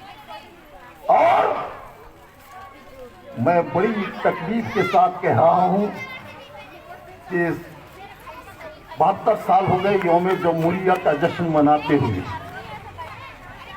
आज भारत की जमहूरियत ऐसा मालूम होता है जवान नहीं रही, बूढ़ी हो गई। मैं ये हालात को देखने के बाद कह रहा हूं, हमारे मुल्क में डेमोक्रेसी जो है पावरफुल है या डेमोक्रेसी वीक हो गई है, कमजोर हो गई है? डेमोक्रेसी को पावरफुल करने वाले कौन है और डेमोक्रेसी को वीक करने वाले, कमजोर करने वाले कौन है? दो विचारधारा है। बाबा साहब अम्बेडकर ने जो विचारधारा दी वो डेमोक्रेसी के जरिए से इंसान बनाने और मुल्क को, कंट्री को, वतन को पावरफुल करने की थी। और बाबा साहब की विचारधारा के खिलाफ अगर कोई जाता है तो मुल्क का दोस्त नहीं हो सकता, दुश्मन है। मैं दबे अल्फाज में कहूंगा, एक शायर ने कहा था वतन की फिक्र कर नादाम, वतन की फिक्र कर नादाम, मुसीबत आने वाली है, तेरी बर्बादियों के मशवरे हैं आसमानों में, तेरी बर्बादियों के मशवरे हैं आसमानों में। बर्बाद करने वाले मंसूबा बना रहे हैं और आज 2 महीने से ज्यादा है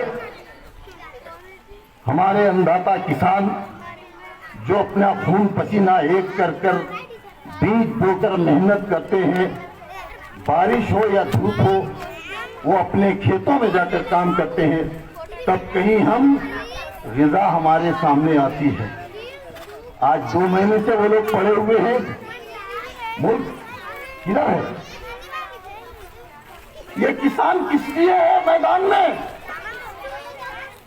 इनके आंदोलन का क्या पर्पज है, क्या मकसद है, किस वास्ते ये लोग हैं? क्या इस मुल्क में कैपिटलिज्म को लाया जाए या इसमें इक्वल इकोनॉमिकल इक्वालिटी लाई जाए? ये इस आंदोलन का मकसद है। सरमायादार कारपोरेट घराने इस मुल्क को क्या इस मुल्क से गुर्बत का खात्मा कर सकते हैं? इस मुल्क के गरीबों को सुकून की जिंदगी गुजारने का कोई माहौल दे सकते हैं तो कौन दे सकते हैं?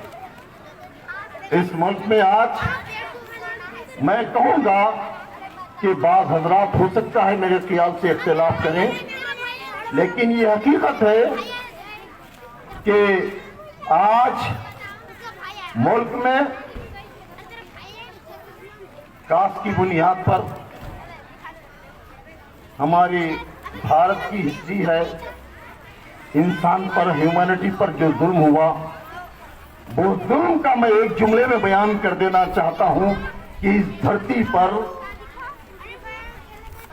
कुएं से, तालाब से बैल, भैंस, गाय, जानवर, कुत्ता, गधा, सूअर जाकर पानी पी सकता था, लेकिन एक इंसान को पानी पीने से रोका जाता था।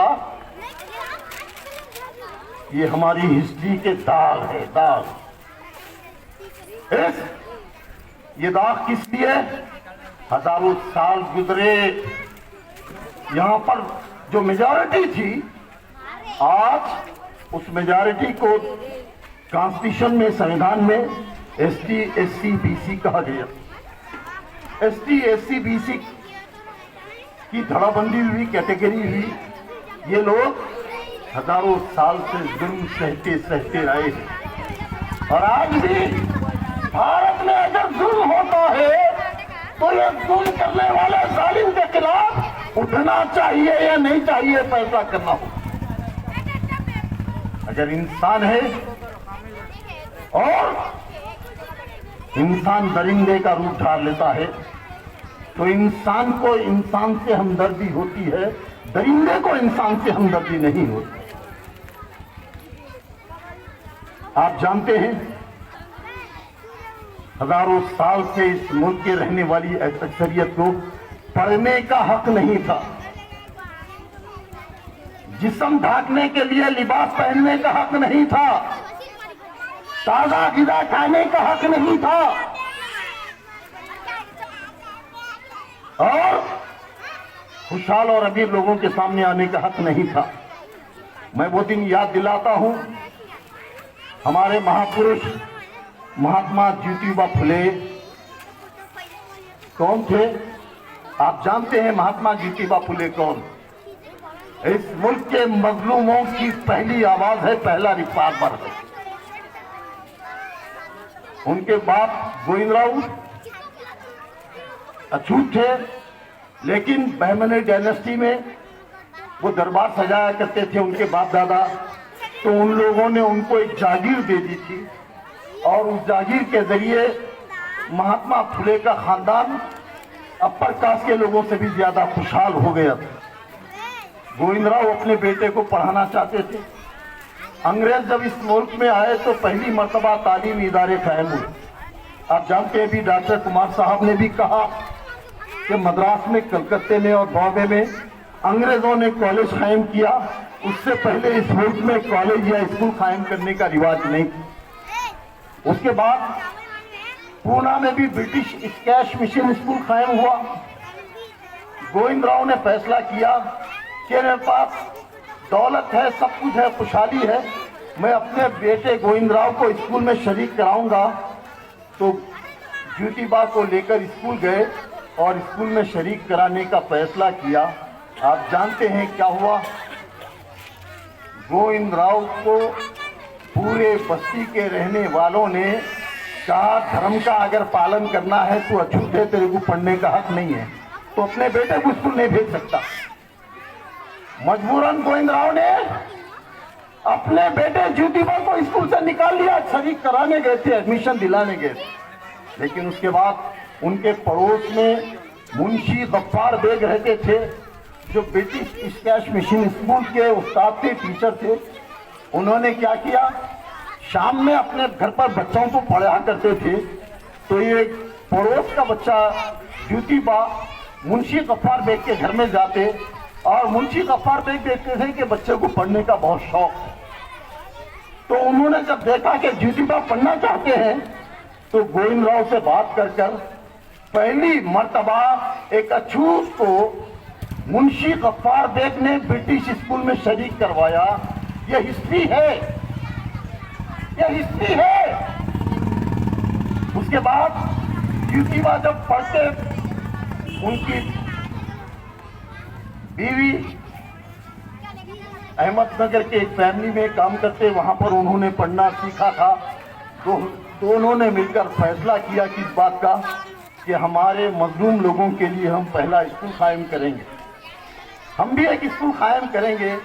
जब इरादा किया ज्योतिबा फुले ने स्कूल कायम करने का, तो आप जानते हैं ज्योतिबा पर क्या हुआ। ज्योतिबा जब घर से निकलते स्कूल कायम करने के लिए, पूरी आबादी के बड़े लोग, ब्राह्मण वगैरह लोग आकर उनके बाप से बोले, अगर ये स्कूल कायम करना चाहता है तो इसको घर से निकाल दो। ज्योतिबा को बाप ने घर से निकाल दिया। उसके बाद ज्योतिबा रास्ते से निकलते थे, उन पर पत्थर मारे जाते, उन पर कीचड़ डाला जाता, उन पर कचरा डाला जाता, उनके ऊपर कांटे डाले जाते। लेकिन ज्योतिबा अपने मकसद के बड़े आदमी थे और उन्होंने अपने इरादे को पक्का कर लिया। उसके बाद उस जमाने में क्या था, ये कमजोर लोगों का कोई बड़ा मकान नहीं होता था, छोटे छोटे झोपड़ियां होती थी। तो स्कूल कायम करने के लिए बिल्डिंग की जरूरत थी। ये मैं नहीं कह रहा हूं, हिस्ट्री है, हिस्ट्री। ज्योतिबा गए अपने पड़ोस में रहने वाले उस्मान शेख के पास और जाकर कहा कि मैं अपने लोगों के लिए एक स्कूल कायम करना चाहता हूं, हमारे को एक बिल्डिंग की जरूरत है। आप हिस्ट्री उठाकर देखेंगे तो मालूम होगा कि उस्मान शेख ने ज्योतिबा की विपदा सुनी और कहा, बहुत अच्छा काम करना चाहते हो तुम, इल्म को आम करना चाहते हो, तालीम को आम करना चाहते हो, जाहिलों को काबिल बनाना चाहते हो, तुम इल्म की रोशनी फैलाना चाहते हो, बहुत बड़ा काम कर रहे हो। और उस्मान शेख ने कहा, कोई दे या ना दे, मेरी एक बिल्डिंग है, तुम ले लो, इसमें स्कूल कायम करो। तो इस मुल्क में पहला स्कूल जो कायम हुआ वो उस्मान शेख की बिल्डिंग में कायम हुआ। ये हिस्ट्री है। उस्मान शेख, मैं बामसेक के एक प्रोग्राम में शोलापुर के पास गया, वहां पर मेरी मुलाकात हुई। तो उस मुकाम पे एक ऑडिटोरियम बनाया गया था फंक्शन के लिए। उस ऑडिटोरियम का नाम फातिमा बी ऑडिटोरियम लिखा गया था। क्या नाम? फातिमा बी ऑडिटोरियम। तो मैं नहीं जानता था फातिमा बी कौन है, लेकिन पूरे हमारे बामसेक के लोग हजारों की तादाद में जमा हो गए और फातिमा बी ऑडिटोरियम में बैठ रहे। तो मैं गाजियुद्दीन एडवोकेट, जो बाबा साहब अम्बेडकर की उर्दू में बायोग्राफी लिखी है 1000 सफ़ात पर मुश्तमिल, गाजियुद्दीन एडवोकेट से पूछा, ये फातिमा बी कौन है? तो गाजी साहब ने कहा, नहीं जानते आप? उस्मान शेख की बिल्डिंग में जो पहला स्कूल ज्योतिबा ने कायम किया था, उसमें पढ़ाने के लिए कोई काबिल औरतें अछूतों के पास नहीं थे। तो उसके बाद पहली टीचर जो उस स्कूल की रही, उस्मान शेख की बहन फातिमा शेख उस स्कूल की पहली टीचर बनी। इसलिए परसों हाल में हुआ सोलापुर में, बड़ा हजारों लाखों लोग बैठने का ऑडिटोरियम बनाकर, उस ऑडिटोरियम का नाम क्या रखा गया? फातिमादी ऑडिटोरियम। इस मुल्क में रहने वाले मुसलमान वाकिफ नहीं है, इस मुल्क में रहने वाले बहुत सारे लोग वाकिफ नहीं है। मुंशी गफ्फार बेग किसका नाम है, उस्मान शेख कौन है, फातिमादी कौन है, ये नहीं जानते ये लोग, लेकिन ये हिस्ट्री है। अब उसके बाद आप जानते हैं कि एजुकेशन को आम करने का, खुद बाबा साहब की बायोग्राफी पढ़ो, कितनी उस्मान शेख बनना था, नहीं बने। 1200 साल हुकूमत करे। लखनऊ में भी जब बामसेफ का राष्ट्रीय अधिवेशन था, डॉक्टर कुमार मौजूद होंगे, मुझे भाई स्पीच के लिए पुकारा गया, तो मैं उस लाखों के मजमूए में आकर सबसे पहले कहा, एक मुसलमान होने की हैसियत से मैं आपके दरमियान में माफ़ी चाहता हूँ, इसलिए कि 1200 साल तक हम इस मुल्क में रूल करें, लेकिन हमको राजपूतों और ब्राह्मणों को हमने अपना दोस्त बना लिया और कभी हमारे को आप तक पहुंचने का मौका नहीं मिला। आपके साथ जो जुल्म हुआ, उस जुल्म के हम भी जिम्मेदार हैं। माफ़ी चाहता हूं मैं, मुझे माफ़ कर दो ये माफ़ी चाहते हुए। और मैं तफसील से बयान करता, लेकिन दूसरे हजरात भी मौजूद हैं, आपको जो मैसेज देना था मैं वो मैसेज दे चुका हूं। आप अगर इंसान बनकर रहना चाहते हैं तो ये विचारधारा जो बाबा साहब अम्बेडकर और ज्योतिबा फुले ने पेश की थी, उस विचारधारा को आप इख्तियार कीजिए। और हमारी जो ऑर्गेनाइजेशन है बामसेफ, वो इसी विचारधारा की अलमबरदार है। अब आप इस मुल्क का अगर निर्माण करना चाहते हो तो इससे हट के कोई रास्ता नहीं है। अगर कास्ट की बुनियाद पर एक इंसान दूसरे इंसान का दुश्मन बनेगा,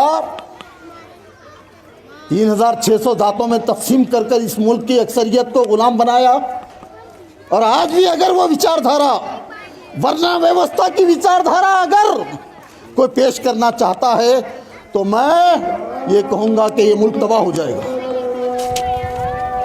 नदाए रब्बानी आ रही है। वाखिरु दावाना अल्हम्दुलिल्लाहि रब्बिल आलमीन। शुक्रिया, खुदा हाफिज़।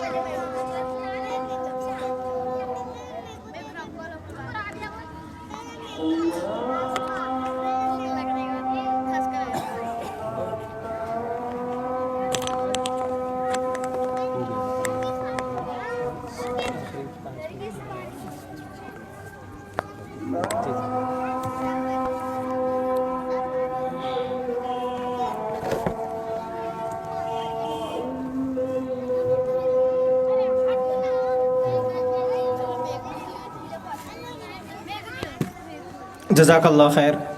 मोहतरम हज़रात व ख़वातीन, हमारे पास अभी बहुत सारे हज़रात हैं, लेकिन वक्त की क़िल्लत की वजह से हम सबसे माज़रत ख़्वाह हैं। हमारे लिए बड़ी ख़ुशी की बात है कि आज हमारे दरमियान मुफ्ती वलीउल्लाह साहब है, शेख़ यूनुसुद्दीन साहब है और बहुत सारे मेहमान हज़रात हैं जिनको हम टाइम नहीं दे सक रहे वक्त की क़िल्लत की वजह से। अभी सबसे पहला जो ख़िताब था लिंगा सामी साहब का, वो भी पूरा नहीं कर सके हम लोग। अब मैं आखिर में मौलाना इलियास हाशमी साहब की दावत देता हूँ कि हज़रत मुख्तसर ख़िताब फरमाकर जलसे को इख्तिताम करें।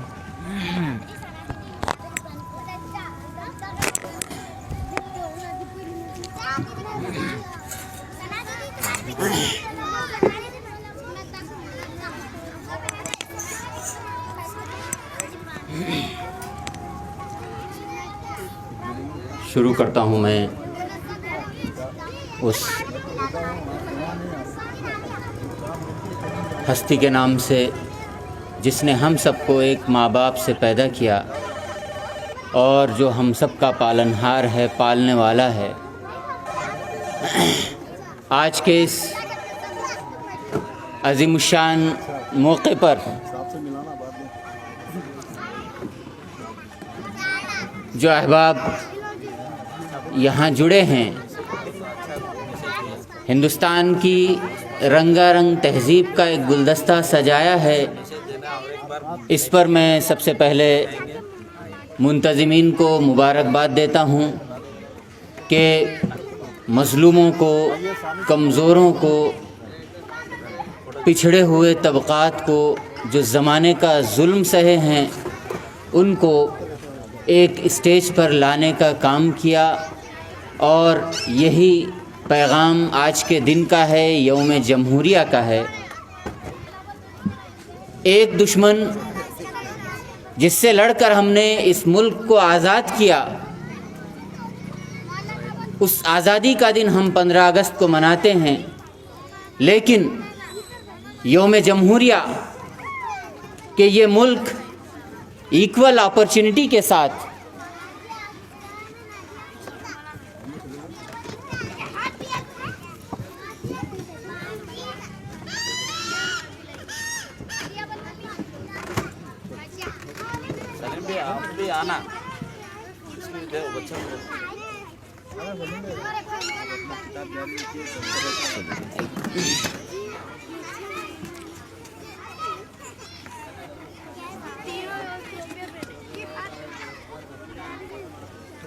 कि उस मुल्क की आज़ादी का सही फल उसी वक्त और उसी हालत में मिल सकता है जब इस मुल्क का हर देशवासी, हर बाशिंदा बराबर हक़ के साथ इस मुल्क में तरक्की करे और हर एक इस मुल्क की आज़ादी से सही फ़ायदा उठाए। और इस मुल्क के दस्तूर ने, बाबा साहब अम्बेडकर के इस दस्तूर ने जो हर शहरी को हुकूक़ दिए हैं, उन हुकूक़ की रोशनी में वो अपने राइट्स को ले सके। ये यौम जमहूरिया, रिपब्लिक डे की ये स्पिरिट है। तो जैसा कि मैंने कहा कि एक दुश्मन से तो हमने लड़ के इस मुल्क को आज़ाद करा दिया, लेकिन अभी दूसरे दुश्मन से हम अभी लड़ रहे हैं। आज लोग कहते हैं कि हिंदू मुसलमान का दुश्मन है, मुसलमान हिंदू का दुश्मन है। कोई बोलता है हिंदू ख़तरे में है, कोई बोलता है मुसलमान ख़तरे में है। मैं कहूँगा कि ये देश ख़तरे में है, ये मुल्क ख़तरे में है। और हमारा दुश्मन ना हिंदू मुसलमान का दुश्मन है, ना मुसलमान हिंदू का दुश्मन है, बल्कि हमारे जो असल और हकीकी दुश्मन है वो है सिर्फ़ 2 दुश्मन हैं। एक जहालत, नाखानदगी, कम इल्मी और दूसरे गुर्बत। इन दुश्मनों से हमको लड़ने की ज़रूरत है और मुसावात के पैगाम को, इक्वल अपॉर्चुनिटी, इक्वालिटी, समाज के तमाम तबक़ात को यकसा मौक़े फ़राहम करना और हर एक को ऊपर उठने और आने का मौका देना, ये इस वक्त इस मुल्क की सबसे बड़ी ज़रूरत है। मैं ज़्यादा तफसील में नहीं जाऊँगा, इसलिए कि बहुत तफसील के साथ हमारे मौलाना हुसैन शहीद साहब ने कॉन्स्टिट्यूशन के हवाले से डॉक्टर अम्बेडकर साहब की जो यानी डिप्लोमेसी और उनकी फ़िक्र के हवाले से बहुत मुफस्सल गुफ्तगू की है। उससे पहले की तकरीरें भी हुई। मैं बस इतना ही कहूँगा कि हम आपस में एक दूसरे को दुश्मन समझने के बजाय, बावजूद है कि हम सब एक इंसान हैं, इंसानियत की बुनियाद पर मुत्तहिद होने की और इकट्ठा होने की ज़रूरत है, और इस मुल्क के देशवासी होने की बुनियाद पर हमको इकट्ठा होने की ज़रूरत है। और जो हमारा हकीकी दुश्मन है उससे लड़ने की हमको ज़रूरत है, वो है जिहालत, नाखानदगी।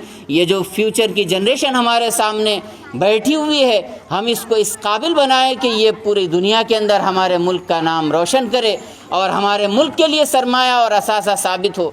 और उसी के साथ साथ ये लोग पढ़ें लिखें और उसके बाद उनको मुल्क के अंदर वो माहौल फराहम हो कि वो अपनी सलाहियतों को इस मुल्क के लिए लगाएं। ब्रेन ड्रेन जो इस मुल्क की सबसे बड़ी ट्रेजेडी है कि हमारे नौजवान काबिल भी होते हैं तब भी उनको मुल्क के अंदर वो इक्वल अपॉर्चुनिटी नहीं मिल पाती कि वो अपनी सलाहियतों को इस देश के लिए लगा सकें। तो इस वक्त ज़रूरत इस बात की है कि मुसावात को फ़रोग़ दिया जाए, इक्वालिटी को, इक्वल अपॉर्चुनिटी को। और इसी तरह से इसी के साथ साथ इंसान चूँकि उनसे बना है, इंसानियत से बना है, मोहब्बत से बना है, मोहब्बत इंसान के ख़मीर में है।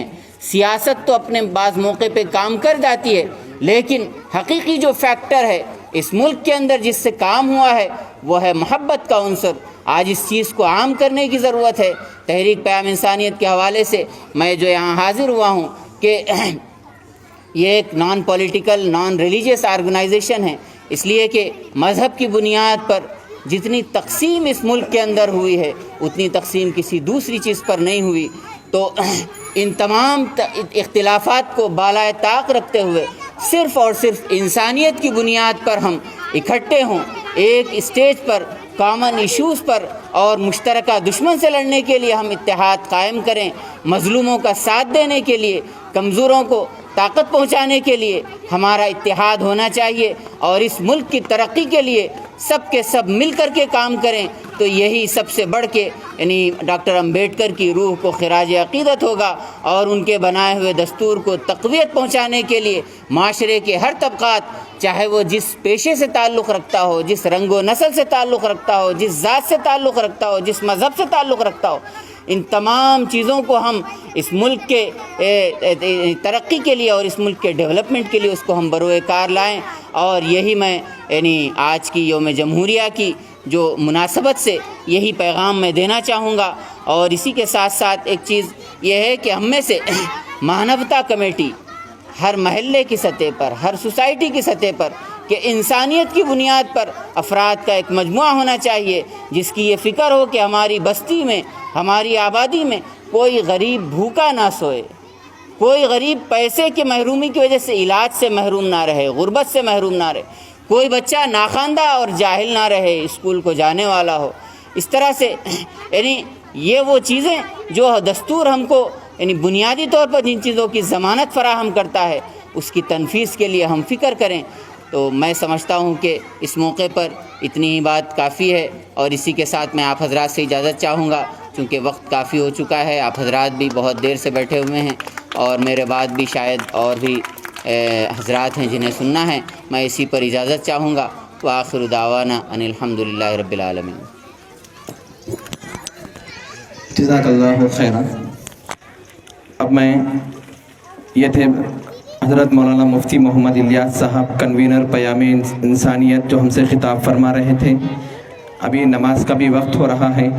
जो अब हमारे दरमियान में ज़िला मेडचल के सदर, ज़िला मेडचल जमीयतुल उलमा के सदर मुफ्ती वलीउल्लाह साहब दामद बरकातुहुम भी तशरीफ़ फरमा हैं और जनरल सेक्रेटरी जनाब शेख यूनिसुद्दीन साहब भी तशरीफ़ फरमा हैं। अब मैं 2 मिनट के लिए मुफ्ती वलीउल्लाह साहब दामद बरकातुहुम जमीयतुल उलमा ज़िला मेडचल से को दावत देता हूँ कि वो हमारे सामने इज़हार ख़याल करें। बिस्मिल्लाहिर्रहमानिर्रहीम।